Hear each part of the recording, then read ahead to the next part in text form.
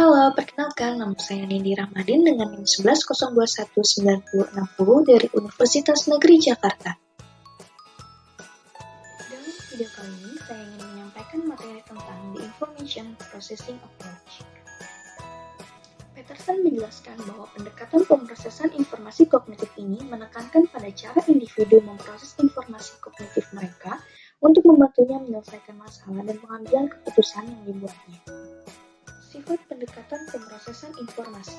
Menurut pendekatan pemrosesan informasi, anak secara bertahap mengembangkan kapasitas untuk memproses informasi dan karenanya secara bertahap pula mereka bisa mendapatkan pengetahuan dan keahlian yang kompleks. Beberapa pendekatan pemrosesan informasi memiliki kecenderungan yang lebih konstruktivis ketimbang pendekatan lainnya. Robert Shigler mendeskripsikan 3 karakteristik utama dari pendekatan pemrosesan informasi, yaitu proses berpikir, mekanisme pengubah, dan modifikasi diri. Menurut pendapat Shigler, berpikir atau thinking adalah pemrosesan informasi. Dalam hal ini, Shigler memberikan perspektif luas tentang apa itu penyajian atau encoding, merepresentasikan dan menyimpan informasi dari dunia sekelilingnya, mereka sedang melakukan proses berpikir.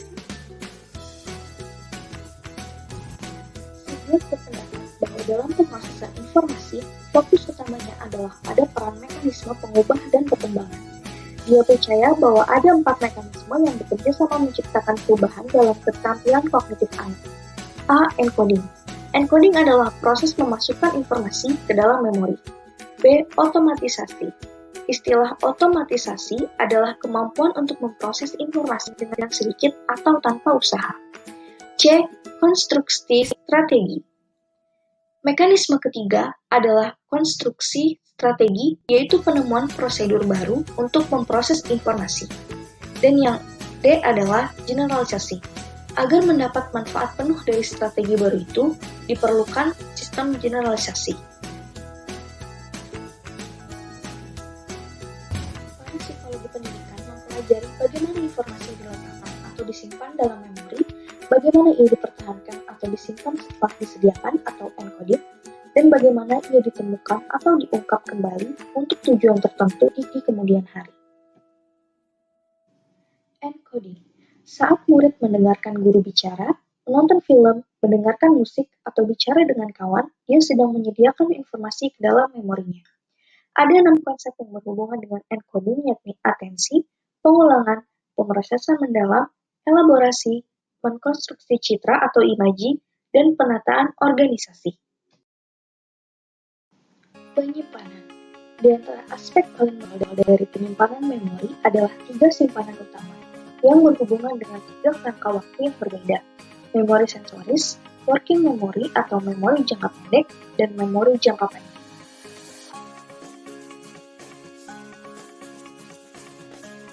Tiga tipe memori yang sesuai dengan kerangka waktunya adalah memori sensoris yang berlangsung hanya beberapa detik, memori jangka pendek juga disebut working memory bertahan sekitar 30 detik, dan memori jangka panjang yang bertahan sampai seumur hidup. Model 3 simpanan memori. A. Isi memori jangka panjang.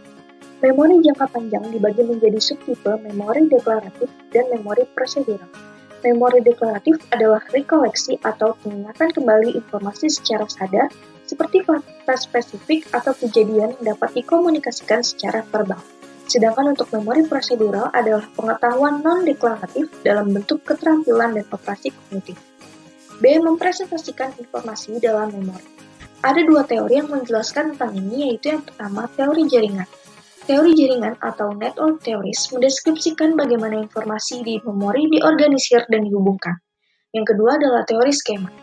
Teori skema menyatakan bahwa ketika kita merekonstruksi informasi, kita menyesuaikannya dengan informasi yang sudah ada di benak kita. Yang ketiga, mengambil kembali dan melupakan. Ketika kita mengambil sesuatu dari gudang data mental, kita menelusuri gudang memori kita untuk mencari informasi yang relevan.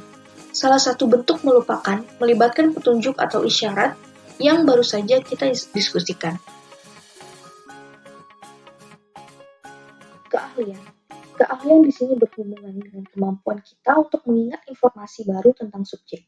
Kemampuan kita untuk mengingat informasi suatu subjek bergantung apa yang telah kita lalui tentangnya. Keahlian dan pembelajaran. Mempelajari perilaku dan proses pikiran para ahli bisa memberikan kita wawasan tentang cara memimpin para siswa untuk menjadi pelajar yang lebih efektif. 2. Pola organisasi yang bermakna. Di dalam mendeteksi fitur dan pola organisasi yang berarti, ini para ahli lebih baik dalam memperhatikan fitur-fitur penting dari masalah dan konteks yang mungkin diabaikan oleh para pemula. 3. Organisasi dan kedalaman pengetahuan. Pengetahuan para ahli diatur di sekitar ide atau konsep penting lebih baik bila dibandingkan dengan pengetahuan para pemula. Informasi yang mereka hadirkan dalam memori mempunyai lebih banyak titik temu, lebih banyak keterkaitan, dan organisasi hierarki yang lebih baik. 4. Pemanggilan cepat. Pengambilan kembali informasi yang relevan dapat dilakukan dengan banyak usaha, sedikit usaha, atau tanpa usaha sama sekali. Kelima, keahlian adaptif.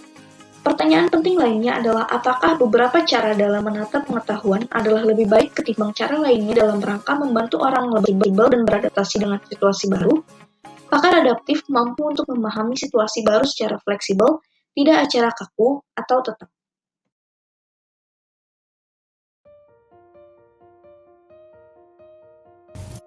Enam, strategi.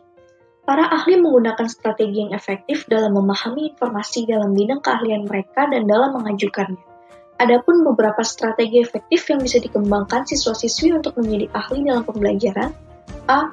Menyebarkan dan mengonsolidasi pembelajaran. Proses belajar murid akan banyak tertolong apabila guru bicara dengan mereka tentang arti penting dari review atas apa yang telah mereka pelajari.